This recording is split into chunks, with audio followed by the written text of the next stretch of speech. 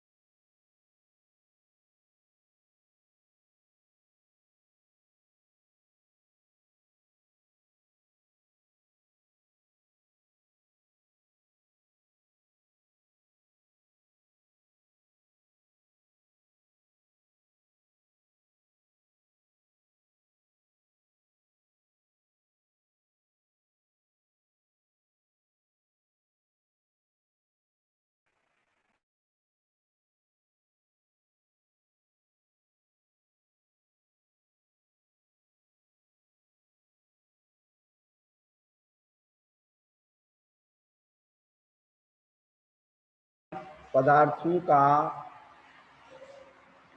श्रद्धान किस प्रकार करना चाहिए, केवल श्रद्धान की बात कही है कि उस वस्तु स्वरूप को हम किस तरह से स्वीकार कर सकते हैं, उनके लक्षण,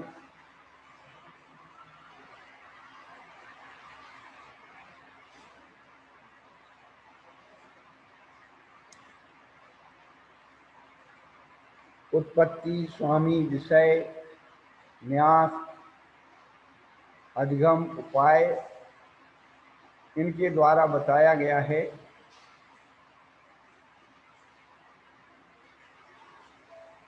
जिनका हमने श्रद्धान किया है वो सच्चे हैं या नहीं है, सम्यक हैं या नहीं है, इस बात को सम्यक ज्ञान के द्वारा ही जाना जा सकता है। इसलिए सम्यक ज्ञान की निरूपणा 9वें सूत्र से की है। मति शुकावधि मना पर्यः केवलानि ज्ञानम्। तत्प्रमाणे यही 5 ज्ञान 2 प्रमाण रूप हैं। और उन्होंने जो 6वें सूत्र में कहा था, प्रमाण नयों के द्वारा अधिगम माने ज्ञान होता है। इस सूत्र की व्याख्या यहाँ प्रारंभ हो। ये 5 सम्यक ज्ञानी 2 प्रमाण रूप हैं। आद्य परोक्षम, आदि के 2 ज्ञान परोक्ष हैं, क्योंकि वो इंद्रिय और मन के अवलंबन से उत्पन्न होते हैं। पर से उत्पन्न होते इसलिए परोक्ष कहे जाते हैं।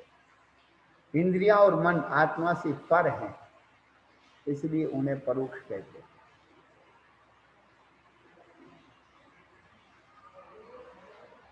और अवधि मने परे ज्ञान और केवल ज्ञानी प्रत्यक्ष ज्ञान है, क्योंकि ये डायरेक्ट आत्मा से उत्पन्न होते, इसमें इंद्रिय और मन का सहयोग नहीं है। अवधि ज्ञान मने परे ज्ञान एक देश प्रत्यक्ष है और केवल ज्ञान सकल प्रत्यक्ष। इन 5 ज्ञानों का भाव क्या है, ये 5 ज्ञानों का स्वरूप क्या है, हम इनको अपनी भाषा में कैसे समझें। मति ज्ञान से जानना और शुद्ध ज्ञान से मानना। पहले जानना होता है, फिर मानना होता है। अपन इंद्रियों के द्वारा जानते हैं क्या, ठंडा है, गर्म है, सूखा है, चिकना है, कठोर है, हल्का है, भारी है, ये कौन बताता? मति ज्ञान।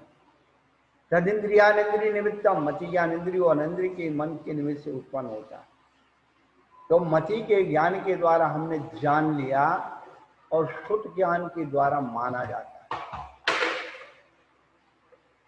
मानना यानी स्वीकार कर लेना, हाँ वस्तु स्वरूप इसी प्रकार ही है, ये ठंडा ही है, गर्म नहीं है, गर्म ही है, ठंडा नहीं है। और अवधि जोड़ना, अवधि ज्ञान जोड़ा जाता है, मनय पर्याय ज्ञान लगाया जाता है और केवल ज्ञान देखा जाता है। ये 5 बातें, 5 शब्द अपन ज्ञान के साथ लगा लें। जानना, मानना, जोड़ना, लगाना और देखना। जानना और मानना, देखिए आप, दीपक का जो स्वरूप है, जो दीपक है उससे दोनों काम हो रहे हैं, हम जान भी रहे हैं और उसे मान भी रहे हैं। तो दीपक का प्रकाश मति और शुद्ध ज्ञान के समान है। मति और शुद्ध ज्ञान में अंतर ज्यादा नहीं है। श्रुतम मति पूर्वम दैनिक द्वादश वेदम आगे आएगा। तो शुद्ध ज्ञान क्या चीज है? मति ज्ञान के पूर्वक जानेंगे उस पदार्थ को शुद्ध ज्ञान एक्सेप्ट करता है, और उसके 2 अनेक और 12 भी। मति ज्ञान कारण है और शुद्ध ज्ञान कार्य है। इन दोनों में कार्य कारण का अंतर है।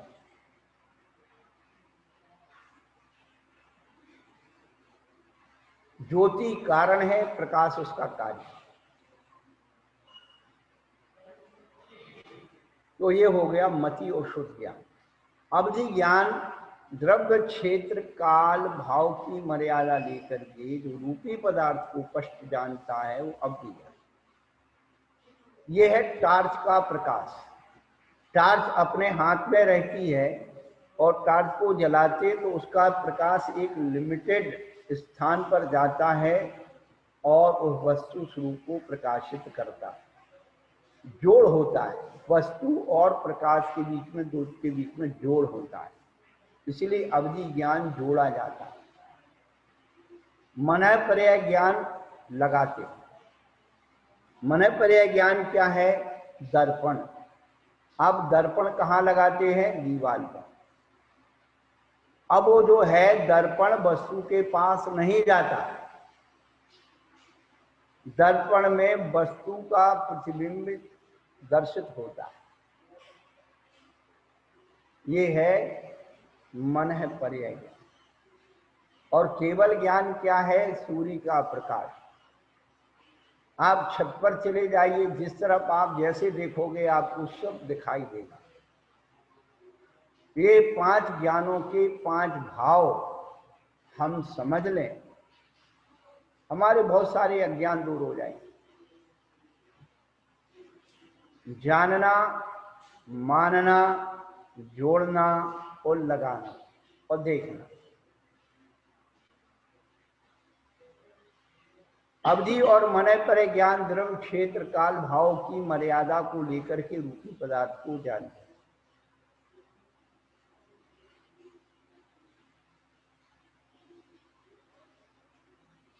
एक खिड़की है, खिड़की यानी चौखट। उस खिड़की से आप देखेंगे तो खिड़की के रेंज में जितनी चीजें आती हैं आपको स्पष्ट दिखाई देगी। लेकिन चौखट से आपने इधर के इधर ऊपर नीचे उपयोग किया, आजू बाजू किया, तो वो दिखाई देना बंद। तो ये मर्यादा है। रूपी पदार्थ को स्पष्ट जान रहा है और मनय पर्याय ज्ञान तो रूपी पदार्थ के अनंत में भाग को जानता है कि विषय आगे आने वाला है, लेकिन पहले हम उन ज्ञानों के भावों को समझ लें तो आगे बहुत सारी बातें समझने में सरलता हो जाती है। तत्प्रमाणे यही 5 ज्ञान दोनों प्रमाण रूप हैं, आद्य, परोक्षम, प्रत्यक्ष, मन्यत। इन 5 ज्ञानों की भूमिका बनाने के बाद मति ज्ञान के बारे में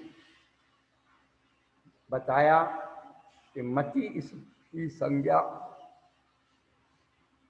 चिंता भी नवोद इत्यनर्थांतरम।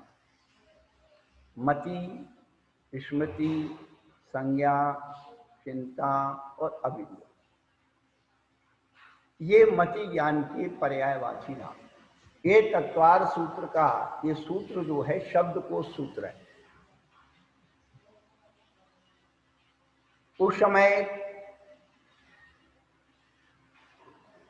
उमा स्वामी आचार्य के समय में मति ज्ञान के नाम प्रसिद्ध थे।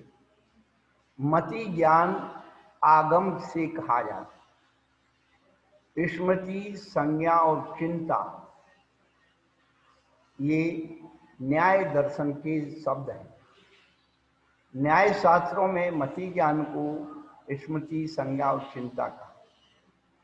अकलंक स्वामी के समय एक समस्या पैदा हुई कि ये पुस्तक को हम प्रत्यक्ष देख रहे हैं, तो ये ज्ञान प्रत्यक्ष है या परोक्ष?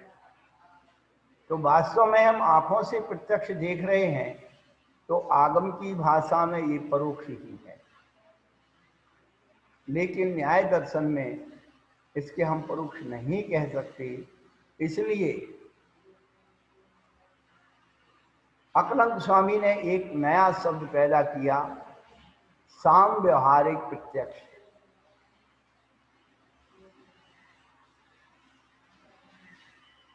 फिर आगे चल करके जब अध्यात्म का जागरण हुआ, अमृतचंद सूरी ने उसी मति ज्ञान को अध्यात्म में स्वासंवेदन प्रत्यक्ष कहा। हमने भी उस पर चिंतन किया। जब हमारी इंद्रिया और मन पर वस्तु के स्वरूप से विराम ले लेते हैं, पर वस्तु के आकर्षण से विराम को प्राप्त हो जाते हैं, तो फिर हमारी इंद्रिया और मन क्या काम करते हैं? तो हमारे उस आत्म स्वरूप के, शुद्ध स्वरूप के चिंतन में सहयोग करते हैं। वही इंद्रिया और मन जब आत्मअभिमुख हो जाती है तो वो स्वास संवेदन प्रत्यक्ष बनता है।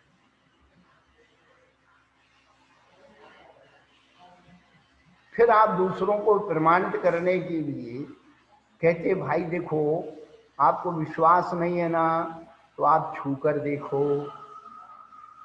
आप चख कर देखो, आप सूंघ कर देखो, आप आंख से देखो, सुनकर देखो।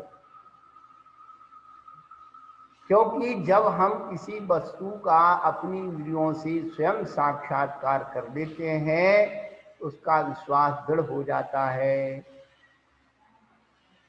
इसी का नाम आचार्य भगवंतों ने स्वास संवेदन प्रत्यक्ष।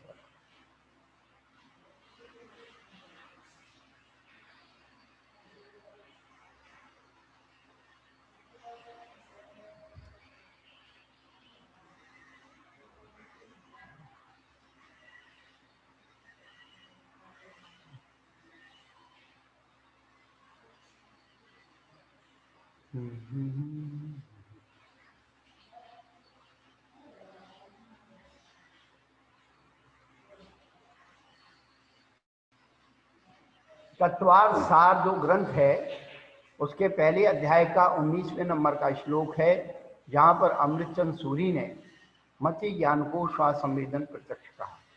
और यही बात पंचाध्यायी ग्रंथ में 462 नंबर के श्लोक में राजमल पांडे ने लिखी है। तो कहने का अभिप्राय है कि हम लोग शब्दों की जो संरचना है वो किसी परिस्थिति से होती है, ऐसा हमें समझना चाहिए। तो अध्यात्म की बात आपको बताई, लेकिन सिद्धांत में उस मति ज्ञान को आभिनवोधिक ज्ञान कहा।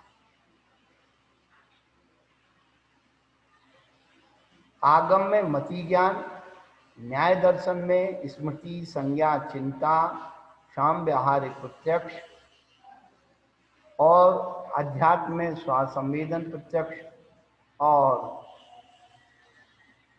सिद्धांत में आभिनवोधिक ज्ञान कहा है, मति ज्ञान के ही नाम।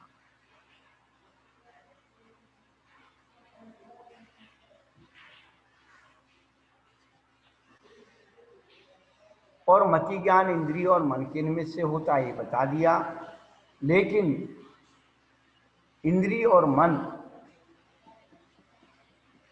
जहां से काम करना शुरू करता है, वहां से क्या विषय प्राप्त होता है? तो विषय और विषय का जो सन्निपात के बाद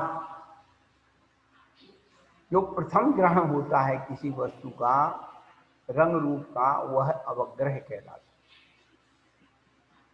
आप अपने जीवन में स्वयं अनुभव कर सकते। आप जहां बैठे हैं वहां से दूर तक देखते चले जाते, तो जो कुछ दिख रहा है वो सब दर्शन है।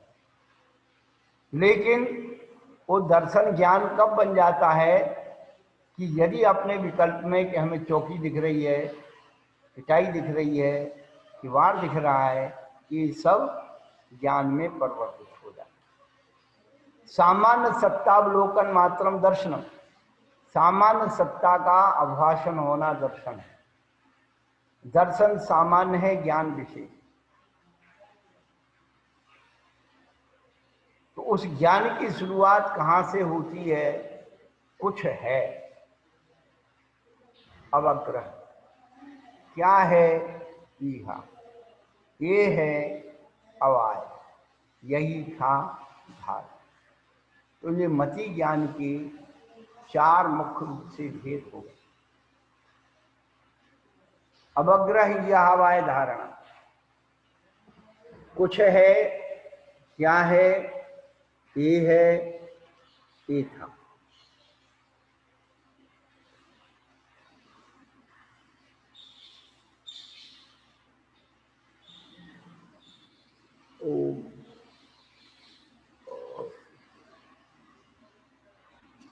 अब ये चार प्रकार का जो ज्ञान,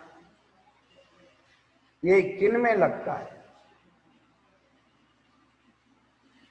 तो उन्होंने बहुविध क्षिप्राह निष्ठा नुग्धानाम शेतराना, जहां ये चार प्रकार का ज्ञान काम करता है, तो कहाँ करता है? बहु में, बहुविध में, क्षिप्र में, अनिश्चित में, अनुक्त में और ध्रुव में।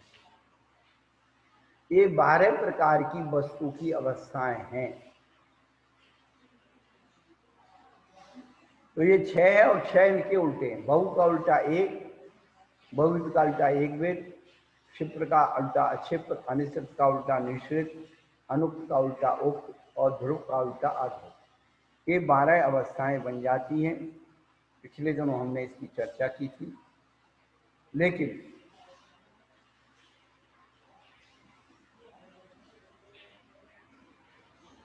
हम लोग अपने ही ज्ञान को भूले हुए हैं, अपने ही ज्ञान से भटके। हमें अपने ज्ञान को अपने ठिकाने लाना है। तो मूल ग्रंथों के मूलाचार्यों का हम स्वाध्याय करें और अपनी चेतना को परिष्कृत करें। इधर उधर का डाला हुआ ज्ञान हमें भटकाए।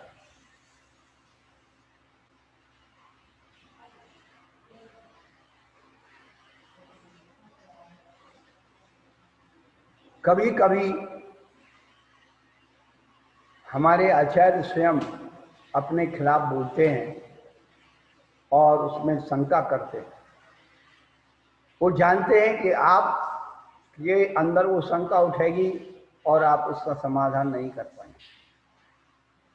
तो आचार्य भगवान स्वयं शंका करके उसका स्वयं समाधान करते हैं। आपकी शंका को उठाते हैं और आपकी हमारी अंदर की अज्ञान को दूर करते हैं। उसी प्रकार से हम आपको एक बात बता दें कि कभी कोई व्यक्ति जिसके प्रति हमें आस्था है वो गलत भी बता रहा है, हम उसे सही मान लेते हैं। और उसके गलत बताने के 2-3 मकसद हो सकते हैं। गलत बताने का मतलब हो जाता है, हो सकता है उसकी मान्यता है, उसकी धारणा या उसकी आस्था, उसके ऐसे ही उसने पढ़ा है, सुना है, देखा, और उसके प्रति हमारी आस्था है, तो बिल्कुल हम गलत जानते हुए भी क्या हो जाते, सम्यक दृष्टि हो जाती है। आचरण रेखा, अजान मांगो गुरु नहीं होगा।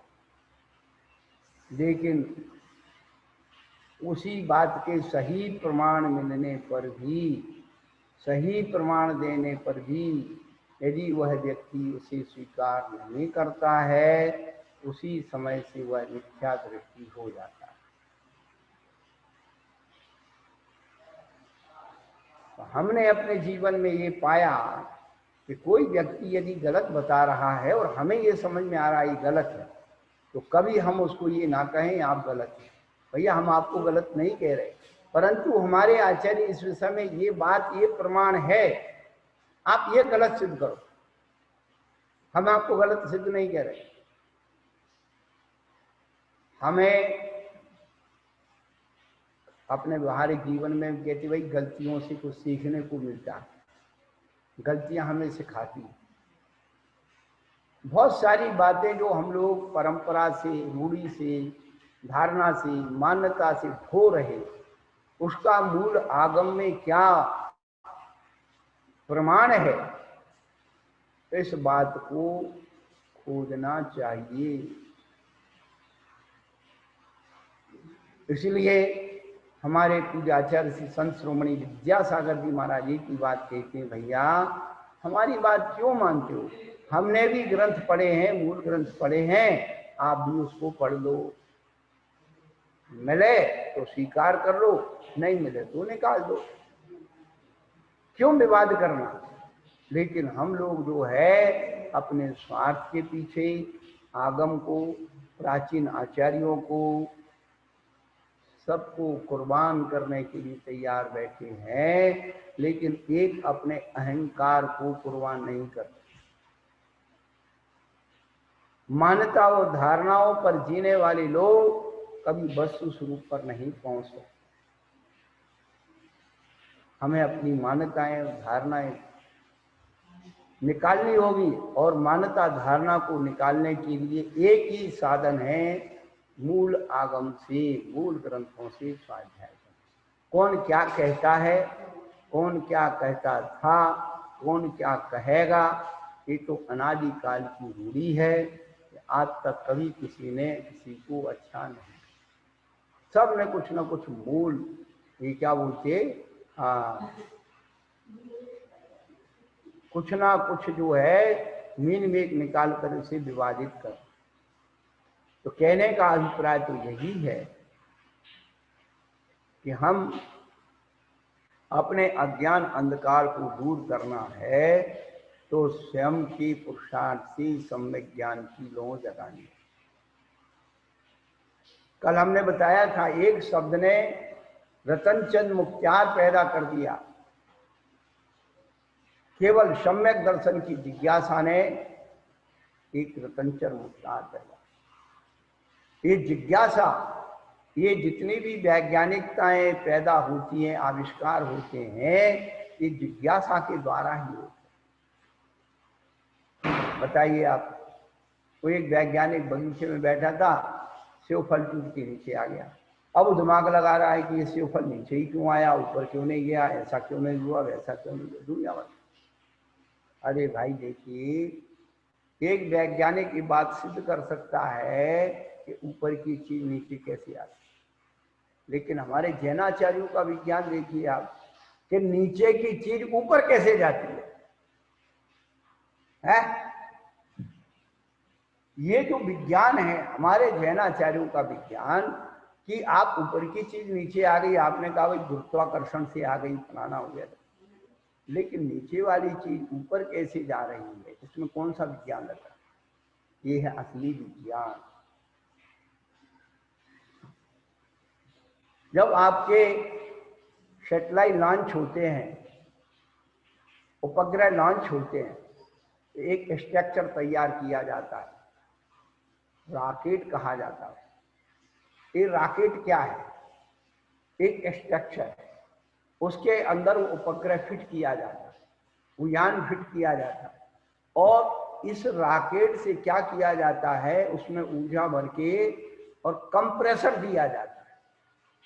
तो वो जो कंप्रेसर दिया जा रहा है, वो कंप्रेसर गुरुत्वाकर्षण को डिस्कनेक्ट कर देता है पृथ्वी से, और इतनी दूरी पे जाकर के जब गुरुत्वाकर्षण समाप्त हो जाता है, तब उसकी मशीन अपने आप और आगे के आर्गुमेंट्स काम करते हैं, और वो पार्ट टू पार्ट उनके संकेत होते हैं रिमोट से। वो देखते हैं कि इतनी दूरी पर इतनी चीज आ गई, तो अब इसको क्या करना है। तो वो सारी चीजें अलग होती चली जाती है, और फिर मेन पार्ट जहाँ पहुंच जाता है, उसको यहाँ रिमोट से उसके कंट्रोल करते हैं। ये वैज्ञानिक गति। यही बात हमें आगम से सीखना कि हमारी आत्मा ऊर्ध्वगमन कैसे करती। तो पिछले दिनों हमने बताया था 10वें अध्याय में पूर्व प्रयोगा दसंगत्वाद बंदक्षेजा तथा गति परिणामांच, देखिए आप, और उनके उदाहरण दिए। आवधिकुलाद चक्रवर्त व्यवगत लेपालाभ बदेर नबी बदग्नि शिखावत। सोचिए आप, यही शांति, यही विज्ञान। हम किसी भी वस्तु की ऊर्जा को, शक्ति को, एनर्जी को पहचान,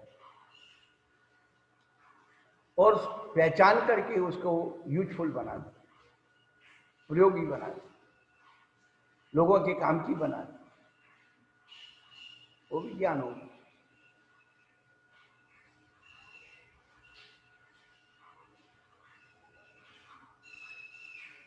यहाँ पर बहुवेद क्षिप्र अनुध्रुव अध्रुव ये 12 जो भेद किए, ये बहुविध आदि किसके भेद हैं? तो कहते अर्थस्य।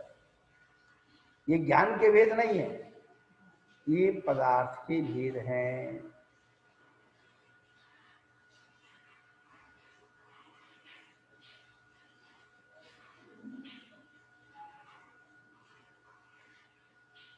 यानी वस्तु के अवग्रह या अवयव धारणा, ये चारों मत ज्ञान होते हैं।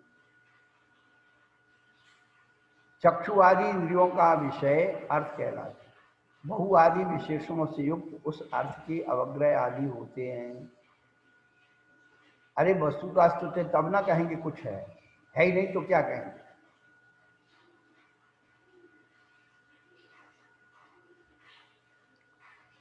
बहु आदिक अर्थ ही हैं, तो अभी अन्यवादियों की कल्पना का निराकरण करने के लिए अर्थस्य सूत्र कहा है। कितने ही प्रवादी मानते कि रूपादि गुण ही इंद्रियों के साथ संबंध को प्राप्त होते हैं, अतः उन्हीं का ग्रहण होता है। किंतु ऐसा मानना ठीक नहीं है, क्योंकि वे रूपादि गुण अमूर्त हैं, अतः उनका इंद्रियों के साथ संबंध नहीं हो सकता।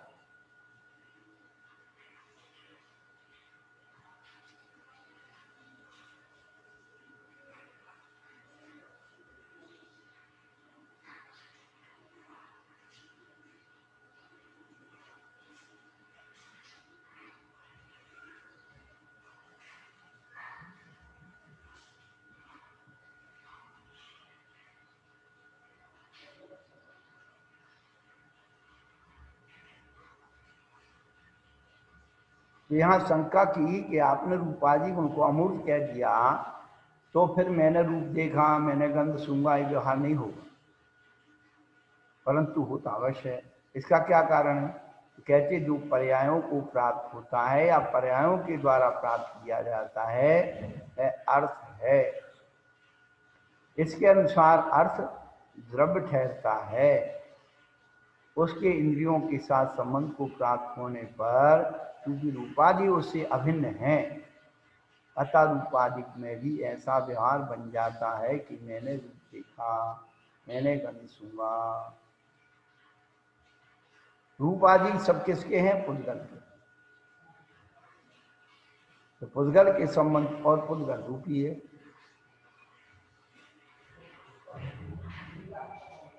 ज्ञान का विषय न केवल सामान्य ना विषय, किंतु अभ्यात्मक पदार्थ। प्रश्न में इसी बात का ज्ञान कराने के लिए अर्थात सूची रचना। इससे न्यायिक वयस्कों के इस मत का खंडन हो जाता है कि रूपादि गुण इंद्रियों के साथ संबंध को प्राप्त होते हैं।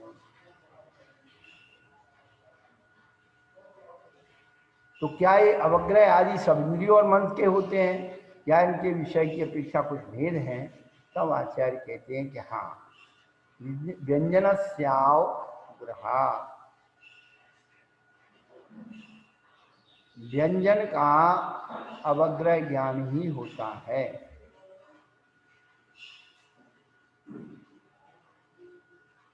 अब व्यंजन क्या है? अव्यक्त शब्द आदि के समूह को व्यंजन कहते हैं, उसका अवग्रह ज्ञान ही होता है, इहादिक नहीं होते।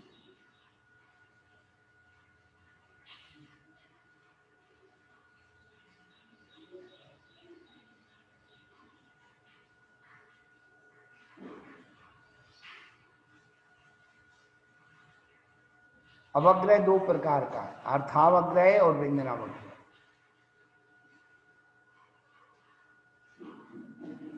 अर्थावग्रह और व्यंजनावग्रह में व्यक्त ग्रहण और अव्यक्त ग्रहण की अपेक्षा अंतर है। अर्थावग्रह व्यक्त को ग्रहण करता है और व्यंजनावग्रह अव्यक्त को ग्रहण करता है। कैसे? जैसे माटी का नया शपूरा जल के 2-3 कणों से सींचने पर गीला नहीं होता है, लेकिन पुनः पुनः सींचने पर वह धीरे धीरे गीला हो जाता है। उसी प्रकार सूत्र आदि इंद्रियों के द्वारा किए गए शब्द आदि जल 2-3 समयों में व्यक्त नहीं होते, किंतु पुनः पुनः ग्रहण होने पर भी व्यक्त होते हैं। इससे सिद्ध होता है कि व्यक्त ग्रहण से पहले व्यंजनावग्रह होता है। व्यक्त ग्रहण का नाम अर्थावग्रह, यही कारण है कि अव्यक्त ग्रहण पूर्वक विभाजित नहीं।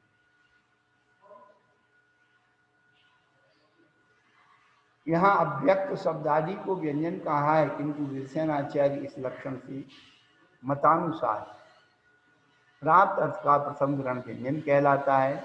विचार करने पर दृष्टि भेद है, दो लक्षण कहे, तत्वता इनमें कोई भेद नहीं। प्राप्त अर्थ का प्रथम ग्रहण व्यंजन है, यह पूज्यपाद स्वामी और वीरसेन स्वामी दोनों को इष्ट। केवल पूज्यपाद स्वामी ने स्पर्शन रचना घ्राण और सोच इंद्रिय के द्वारा विषय को प्राप्त होने पर प्रथम ग्रहण के समय उसकी क्या स्थिति रहती, उसका विशेष स्पष्टीकरण करने के लिए शब्द जात की पहले अव्यक्त विशेषण दिया है।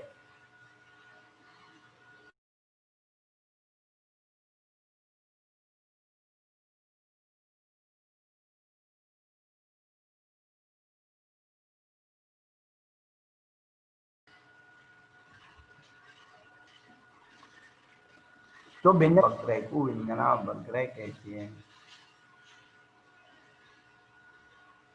तो यदि व्यंजनाग्रह हो रहा है तो सभी इंद्रियां उसमें सहभागी हो जाएंगी। तो आचार्य कहते जिन इंद्रियों के द्वारा व्यंजनावग्रह नहीं होता है उनको अलग कर रहे हैं। क्या?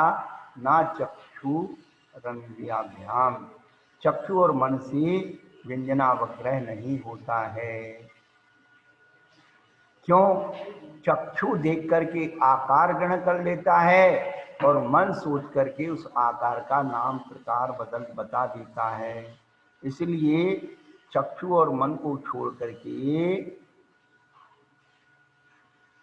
व्यंजनावग्रह होता है।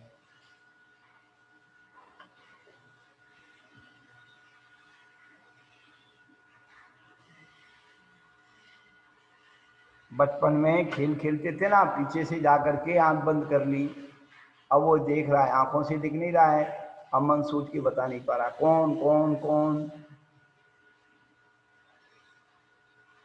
तो ये है तो कोई, ये तो लग रहा है जो अस्तित्व है, कुछ है, ये अवग्रह है, लेकिन उसका आकार और उसका स्वरूप समझ में नहीं आ रहा है। इसलिए चक्षु और मन काम नहीं कर रहा है, स्पर्शन इंद्रिय काम कर रही है, और भी उससे जो है सुगंधी आदि के द्वारा कभी कभी पहचान लेते हैं, क्योंकि किसी व्यक्ति को इत्र आदि की सुगंधी का शौक होता है, उसकी खुशबू से पहचाना जा सकता है। तो जो स्पर्शवान है या रसवान है या घ्राणवान है, कर्ण वाले हैं, इनसे भी वो व्यंजनावग्रह नहीं होता। व्यंजनावग्रह चक्षु और मन को छोड़ करके अन्य इंद्रियों से होता है। ये बात अपन को यहाँ पर समझना।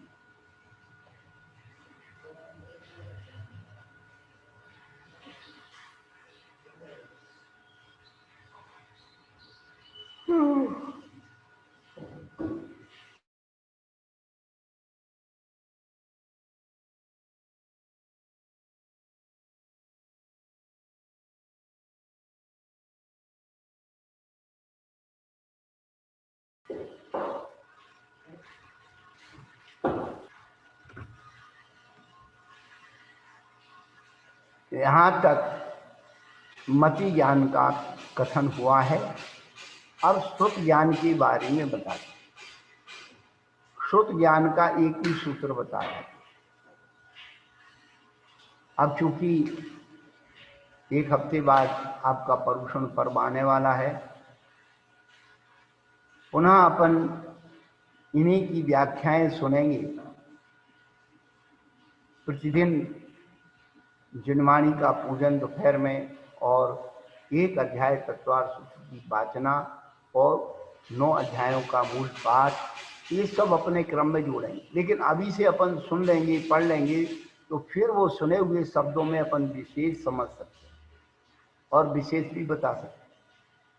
लेकिन उस समय कम समय में ही हमें एक समय का लिमिटेशन रहेगा। 1 घंटे में हमें सारी बात आपको बतलाना है। एक अध्याय पूरा 1 घंटे में समझाना है।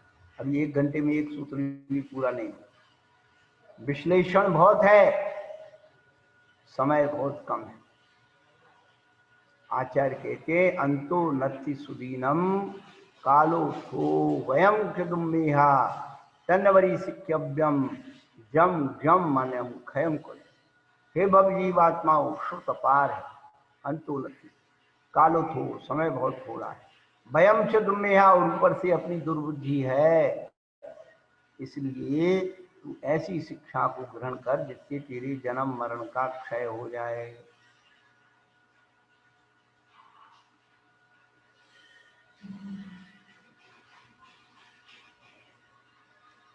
तो श्रुत ज्ञान को बताने वाला ये सूत्र एक है। इसका विशेष जो है, राजवार्तिककार ने इसे विशेष रूप से खोला है।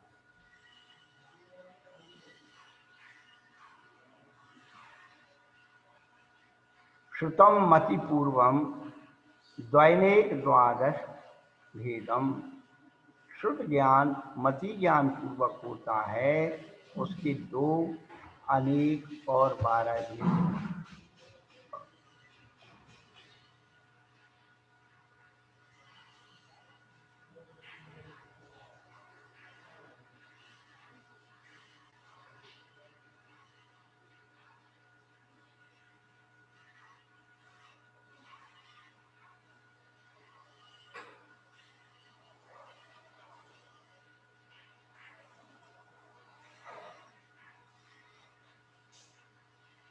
श्रुत शब्द सुनने रूप अर्थ को मुख्यता से निष्पादित है, तो अभी रूढ़ी से उसका वाच्य कोई ज्ञान विशेष है। जैसे कुशल शब्द का व्युत्पत्ति अर्थ कुशा का चेतना है, तो अभी रूढ़ी से उसका अर्थ है पर्यवदात अर्थात विमल या मनुष्य लिया जाता है। वह ज्ञान विशेष क्या है, इस बात को ध्यान में रखकर श्रुतम मति पूर्वम यह कहा है। जो श्रुत ज्ञान की प्रमाणता को पूछता है, इस व्युत्पत्ति के अनुसार पूर्व, निमित्त और कारण की एकात्मता। पूर्व कहो, निमित्त कहो, कारण, एक आत्मा। मति का व्याख्यान पहले कराए हैं। वह मति जिसका पूर्व अर्थात निमित्त है, वह मति पूर्व कहलाता है, जिसका अर्थ मति कारण होता है। तात्पर्य यह है कि मति ज्ञान के निमित्त से, जो मति ज्ञान के निमित्त से होता है, उसे श्रुत ज्ञान कहते हैं। अभी बताया था ना कि मति ज्ञान कारण है और श्रुत ज्ञान कार्य है। इन दोनों में कार्य कारण का अंतर पाया जाता है। मति ज्ञान कारण है और श्रुत ज्ञान कार्य।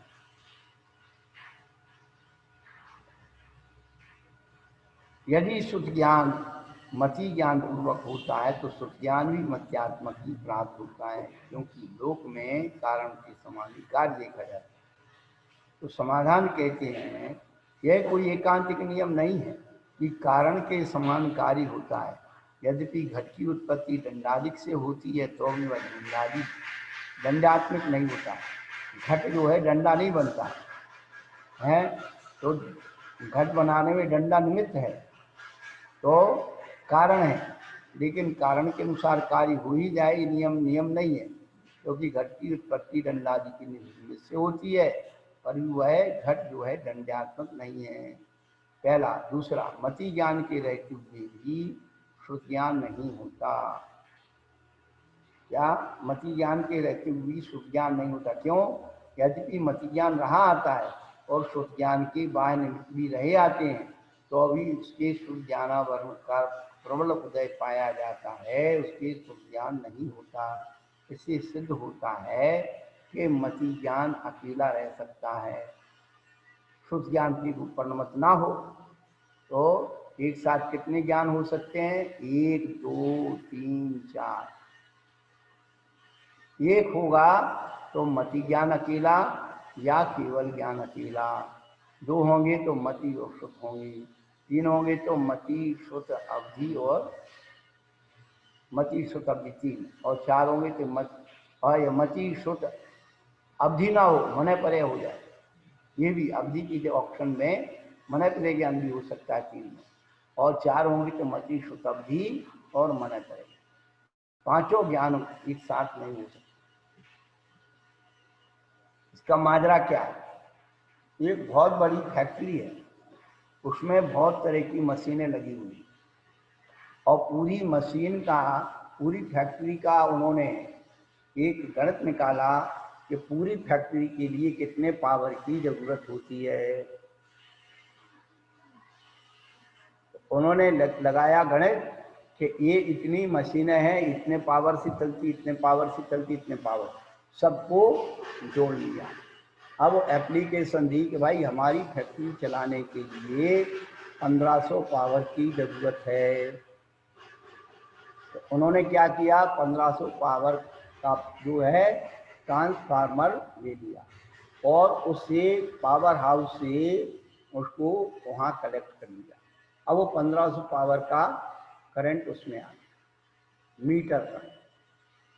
अब मीटर से जो लाइन जा रही है और हर इतनी बड़ी फैक्ट्री में कोई 1 फेस वाली मशीन है, कोई 2 फेस से चलती, कोई 3 फेस से चलती, कोई 4। तो क्षयोक्षम जिसको कहते हैं वो ट्रांसफार्मर, वो क्षयोक्षम।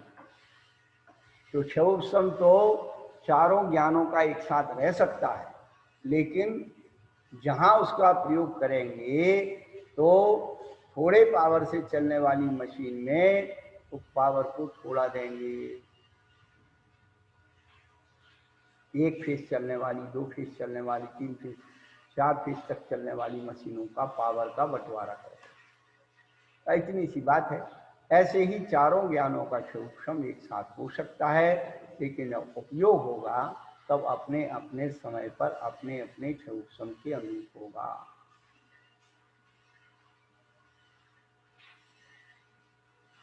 ये ज्ञान की प्रवृत्ति बता रहे कि ज्ञान कैसे दुनिया में काम करता है। तो ये विशेष जो इसका वर्णन है, अंग और पूर्वों का 2 प्रकार के भेद हैं, अंग बाह्य और अंग पूर्व। अंग बाह्य क्या है? तो आचार्य कहते हैं कालिक आदि पढ़ने का समय नियत होता है। जो अंग बाह्य है उनमें पढ़ने का समय नियत होता है। और अंग बाह्य कितने? अंग बाह्य और अंग प्रविष्ट। अंग बाह्य अनेक प्रकार का है और अंग प्रविष्ट 12 प्रकार का है। तो अंग बाह्य में 2 भेद हो गए। कालिक और अकालिक, अनेक प्रकार जो अंगवाह है, उस अंगवाह को पढ़ने का समय नियत है। अपन लोग जो कहते ना कि भाई ये ग्रंथ रात में पढ़ना चाहिए कि नहीं पढ़ना चाहिए, ये ग्रंथ किस समय पढ़ना चाहिए, समय, ये आचार्यों ने लक्षण दिए कि जो अनेक प्रकार का अंगवाह है उसके पढ़ने का समय अनियत है। उपास का अध्ययन आदि अंगवाह हैं, तो ये चरणान योग आदि के ग्रंथों को आप कभी भी पढ़ सकते हैं, इनका समय नियत नहीं है। लेकिन जो सूत्र ग्रंथ हैं, आचार्य कहते हैं गर्धनों के द्वारा कथित हैं, उनकी काल शुद्धि होना जरूरी है।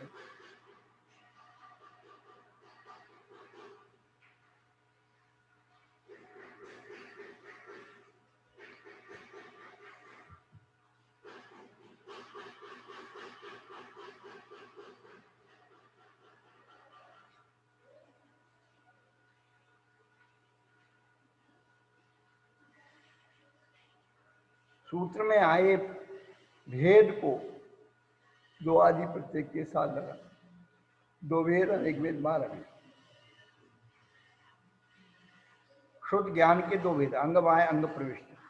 अंग बाह्य के 10 वैकालिक उत्तराध्ययन आदि अनेक भेद हैं। अंग प्रविष्ट के 12 भेद हैं। आचार, सूत्र, प्रत्यय, स्थान, संवाद, व्याख्या, प्रगति, धर्म, ज्ञाति, धर्म कथा, उपास, अध्ययन, अंतःकृत 10, अनुपरूपाधिक 10, दर्शन, व्याकरण, प्रतिपाक, सूत्र, दृष्टिवाद। दृष्टिवाद के 5 वेद हैं, परिक्रम, सूत्र, मानयुग, पूर्वगत, चूलिका। इसके पूर्वगत के 14 भेद हैं, उत्पाद पूर्व, अग्रायणी पूर्व, वीर्यानुवाद, अस्थिनासी प्रवाद, ज्ञान प्रवाद, सत्य प्रवाद, आत्मवाद, कर्म प्रवाद, प्रत्यक्षान नाम भेद, विद्यानुवाद, कल्याण नाम भेद, प्राणावाय, क्रिया विशाल और लोक बिंदु सार। इस तरह से जो है 2 प्रकार का, अनेक प्रकार का और 12 प्रकार का है। इतना सारा भेद क्यों कर दिया गया है? तो आचार्य कहते हैं भेद वक्ता विशेषकृत है। ये भेद किसने किया? तो कहते वक्ता विशेषों ने इसका भेद किया। वक्ता 3 प्रकार के हैं, सर्वज्ञ, तीर्थंकर या सामान्य केवली, दूसरे शुद्ध केवली और तीसरे आरातीय। इनमें से परम ऋषि सर्वज्ञ, उत्कृष्ट और अचिंत केवल ज्ञान रूपी विभूति विशेष से युक्त हैं। इस कारण उन्होंने अर्थ रूप से आगम का उपदेश दिया है। ये सर्वज्ञ, प्रत्यक्षदर्शी और दोष मुक्त हैं, इसलिए प्रमाण हैं। इनके साक्षात शिष्य और बुद्धि के अक्षय रूप वृद्धि से युक्त गंधर्व शुद्ध केवलियों ने अर्थ रूप आगम का स्मरण कर अंग और पूर्व ग्रंथों की रचना की है। एक साक्षात शिष्य होते हैं, दूसरे परोक्ष शिष्य होते हैं।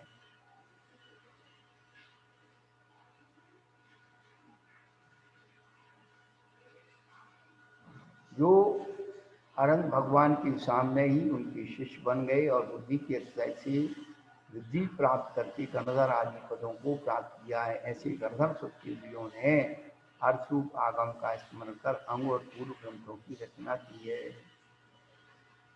सर्वज्ञ देव की प्रमाणता के कारण ये भी प्रमाण है। क्या सर्वज्ञ देव प्रमाण है, इसलिए शुद्ध केवली भी प्रमाण है। तथा आराती आचार्यों ने काल दोष से जिनकी आयु, मति और बल घट गया है, ऐसे शिष्यों का उपकार करने के लिए 10 वैकाल आदि ग्रंथ रचे हैं। जिस प्रकार क्षीर सागर का जल घट में भर लिया जाता है, उसी प्रकार ये ग्रंथ भी अर्थ रूप से ही यही है, इसलिए प्रमाण है। देखिए, बार बार कहा जाता है कि वक्ता की प्रमाणता से वाक्य में प्रमाणता। वक्ता यदि प्रमाणित है तो वाक्य भी प्रमाणित है। तो हमारे जो वक्ता है, मूल ग्रंथ कर्ता सर्व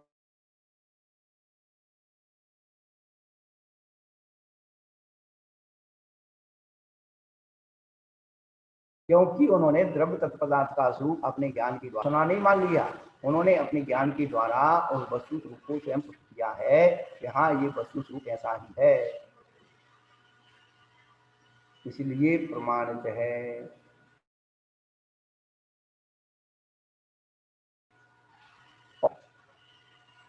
तो जो साक्षात शिष्य रहे हैं उनके और बुद्धि आदि रिद्धियों से सहित हैं, ऐसे गणधर सुखदेव वो प्रमाण रूप हैं। और उनके बाद जो श्रुतकेलियों की वाणी को भी जिन्होंने लिपिबद्ध कर दिया,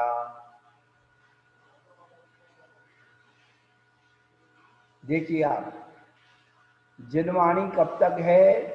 जिनेंद्र भगवान के मुख से निकलने के बाद कान तक आने तक जिनवाणी है, और कान में प्रवेश करते ही वो श्रुत बन जाती, श्रुत। तो गणधरों को श्रुतकेवली क्यों कहा जाता है? वो जिनवाणी को उन्होंने सुना है, इसलिए वो श्रुतकेवली है। उन्होंने जो कहा है उसको जो लिखा है, गणधरों ने जो कहा है वो कौन है? तो आराती आचार्य, जिन्होंने ग्रंथों को लिख दिया। 3 प्रकार के एक चतुर्थी गवाह हैं, सर्वज्ञ अनंत भगवान, उनकी वाणी को सुनने वाले गणधर भगवान, और उनकी वाणी को लिपिबद्ध करने वाले आराती आचार्य। इससे श्रुत की परंपरा संरक्षित संवर्धित होती रहती है और प्रमाणित बनी रहती है। सबसे बड़ी बात है कि हर व्यक्ति सत्य बोलता है, शराब पीने वाले भी बोलता है, लेकिन उसका कोई विश्वास नहीं करता। कोर्ट के अंदर 2 व्यक्तियों की गवाही नहीं मानी जाती, एक मानसिक विक्षिप्त और दूसरा नशा करने वाला व्यक्ति, नशा की व्यक्ति की गवाही नहीं मानी जाती, भले वो सत्य बोल रहा है। तो कहने का अभिप्राय तो यही है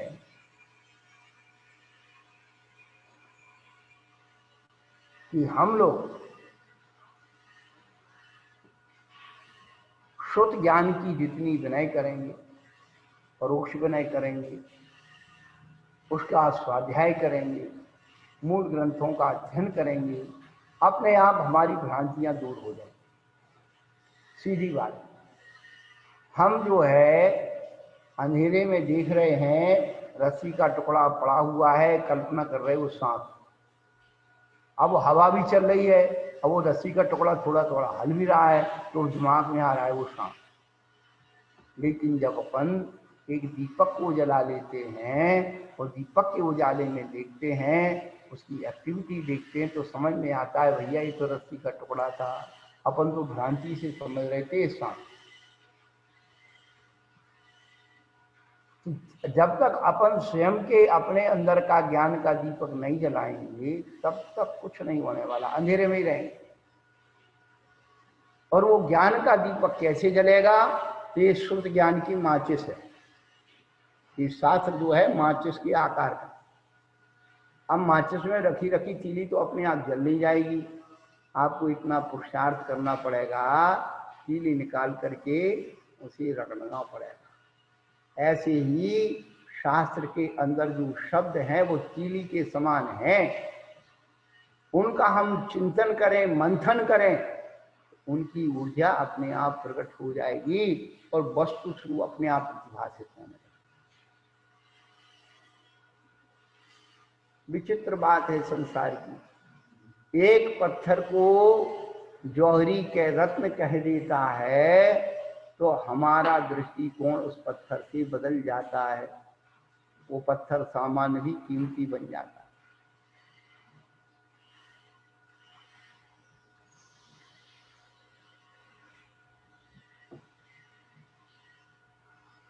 उसी प्रकार से हम शब्दों की ऊर्जा को कीमती समझ लें, भगवान बन गए। जब एक इंद्री पत्थर की पर्याय है वो, उसको हम कीमती समझ करके कहते हम करोड़पति बन गई, रत्न मेरे पास। अरे तेरे पास तो सच्चे रत्न हैं, सम्यक दर्शन, सम्यक ज्ञान, सम्यक चारित्र, इससे बड़े कोई रत्न नहीं हो सकते हैं। ये ध्यान रखना, ये 3 रत्न जिनके पास हैं उनके चरणों में बड़े बड़े चक्रवर्ती, चक्रधर, बड़े बड़े रत्नों को धारण करने वाले भी उन रत्नों को चढ़ा देते हैं। क्या तुम तो अभिकारी हो प्रभुवर, जग में रहते जग से न्यारे, अतीव झुके तब चरणों में, जग के माणिक मोती सारे। उन 3 रत्नों के आगे इस संसार के जड़ रत्नों की क्या कीमत है भैया। तो वह 3 रत्न अपनी आत्मा के अंदर हैं, और उस आत्मा का श्रद्धान करने से हमारे अंदर ओज जागृत होता है, सम्यक जागृत होता है, और हम संसार की परिभ्रमण से परिमुक्त होते हैं। तो ऐसा ये तत्वार सूत्र का ज्ञान जो है हमारे अंदर की अज्ञान अंधकार को दूर करने वाला है, उसको हम निरंतर पढ़ते रहें। श्रद्धा हो जब जिन वाणी पर, विनय सहित उरु में धर लो, बिना पढ़ाई पढ़ जाओगे, शब्द के लो, शब्द जरूरत नहीं कोई भी सत्य हो, सत्य स्वयं बतला देते हैं अपने गहरे अर्थों को। बोले जिनवाड़ी माता की जय। बोले परम पूज्य मुनि अमित सागर जी महाराज की। जिसकी भी शंकाएं हो वो अपना हैंड राइज करे।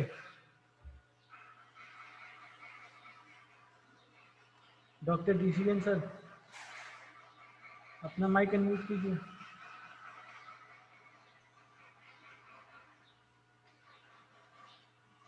हाँ बोलिए। नमस्ते महाराज जी। हाँ महाराज श्री, आपने जो श्रुत ज्ञान का भेद बताया, तो उसमें जो पर्याय ज्ञान है, अक्षर ज्ञान है, पद ज्ञान है, इनके बारे में थोड़ा सा विस्तार पूर्वक और बताने की कृपा करें, ताकि उसको हम समझ सके। पर्याय ज्ञान क्या है, अक्षर ज्ञान क्या है, पद ज्ञान है ज्ञान की सबसे छोटी पर्याय को पर्याय ज्ञान कहते हैं। पर्याय ये इंद्रिय जनित है, और अक्षर पर्याय अक्षर, पर्याय में अक्षर ज्ञान है। तो अक्षर ज्ञान के 3 भेद किए, लब्धि अक्षर, निर्वृत्ति अक्षर और संस्थान अक्षर। वो लब्धि जगन लब्धि अक्षर ज्ञान सूक्ष्म निगोदिया लब्धि पर्याप्त जीव के मरण करने के बाद जो तीसरा समय होता है वहां होता है। पहले जब जीव मरण करता है तो लंबा होता है, तो पहले समय में लंबा है, दूसरे समय में वो क्या हो जाता है, चौकोर हो जाता है, वर्गाकार, और तीसरे समय में गोल हो जाता है। तो जो 4 कोने होते हैं उसकी भी सूक्ष्मता उसमें आ जाती है, 4 कोने का वर्ग भी कम हो जाता है। तो वो सबसे जगन लब्धि अक्षर ज्ञान कहलाता है, और शुद्ध केवली के उत्कृष्ट लब्धि अक्षर ज्ञान होता है, और हम सभी के मध्यम लब्धि अक्षर ज्ञान है। तो लब्धि अक्षर और निर्वृत्ति अक्षर जो हम बोलते हैं और तालु कंठ से जिसकी आवाज आती है, ये निर्वृत्ति अक्षर ज्ञान कहलाता है, और जिसे हम लिखते हैं ये संस्थान अक्षर ज्ञान कहलाता है। अब इसका और विशेष समझना है तो अकलंक स्वामी ने राजवार्तिक अलंकार में बहुत अच्छे ढंग से खोला है, और आप ये अब इससे नहीं चलता है, आप समय निकाल के आइए, यहाँ बैठिए प्रत्यक्ष में और आप उसको पढ़िए तो आनंद आएगा। ठीक है, नमस्ते महाराज जी। प्रियंका जी फैशन अपना माइक अनम्यूट कीजिए। नमस्ते महाराज जी। हाँ, वो जो जिनवाणी यानी जहाँ केवलियों के मुख से निकली वो वाणी अपने कानों तक आई हुई, और श्रुत यानी कान में आने के बाद वो जो आपने समझ में आई। और तीसरा भेद क्या है? जिनवाणी है और श्रुत हाँ हाँ के बाद जो लिपिबद्ध किया गया आराती आचार्यों के द्वारा, इसलिए हाँ उन्होंने वक्ता 3 प्रकार के बताए, सर्वज्ञ, गणधर और आराती आचार्य। इनके पास आरातीय। होता है। तो जिनवाणी तो जिनन भगवान के मुख से निकलने से हमारे कान तक वो जिनवाणी है, और कान में जब धारण कर ली तो वो श्रुत बन गया। वह द्रव्य सुत और भाव सुत 2 प्रकार के होगा। जिसे हमने लिख दिया वो द्रव्य सुत हो गया, और जो धारणा बैठा रहा वो भाव सुत रहा।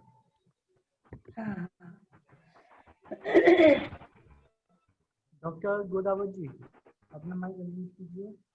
नमस्ते गुरुदेव, नमस्ते गुरुदेव, नमस्ते बोलिए।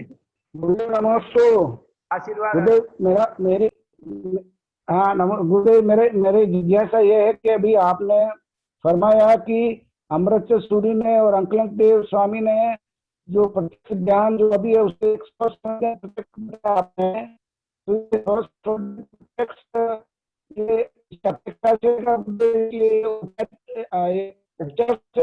ना। आवाज कट रही है काका। सर आप सुबह आए तब। हाँ वो तो मैं पूछ लूंगा सुबह, कोई बात नहीं।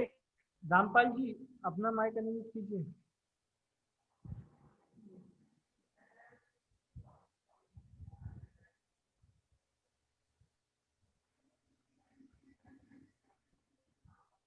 बालेश जी, अपना माइक अनम्यूट कीजिए। उनको सबको पूछना भी, और ये भी नहीं जानते अनलोड करना क्या करना। आवाज नहीं जा रही। कौन आया? नमस्ते महाराज जी। हाँ अपना कैमरा खोलिए। नमस्ते महाराज जी। हाँ ये 9वें अध्याय महाराज जी, 70 सूत्रों के 9वें अध्याय में दर्शन ज्ञान चारित्र।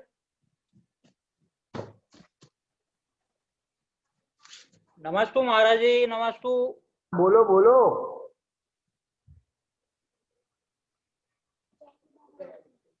हेलो, हाँ बोलिए।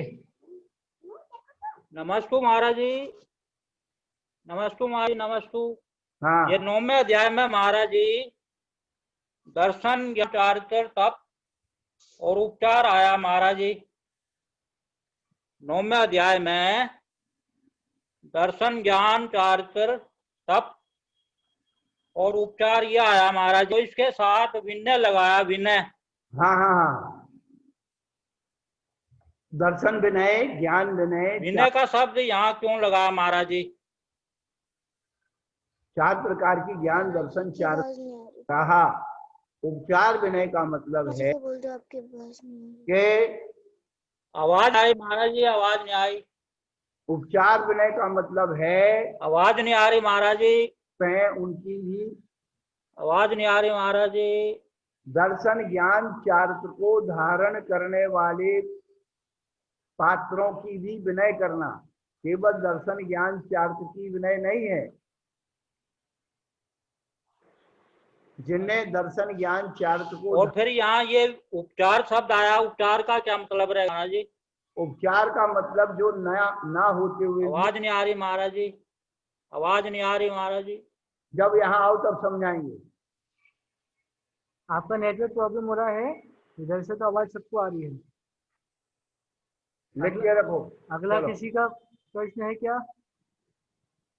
श्रद्धा हो जब जिनवाणी पर विनय सहित उरु में धर लो, बिना ले जाओगे शब्द के अर्थ स्वयं कर लो। शब्द कोश की नहीं जरूरत, नहीं कोई भी शर्त हो, शब्द स्वयं बतला देते हैं अपने गहरे अर्थों को। तो जिनवाड़ी माता की यहीं पे समाप्त करते हैं। जय हिंद।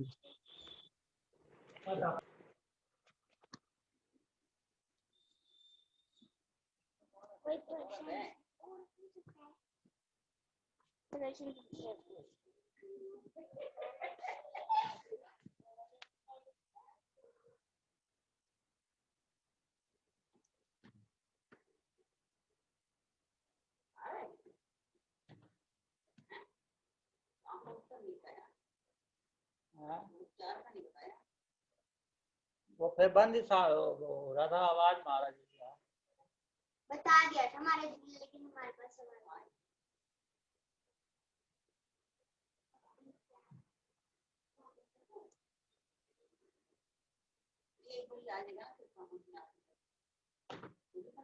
अरे दादी यहाँ पे मेरा नाम क्यों लटका है? अभी कहाँ से ये बोला देखा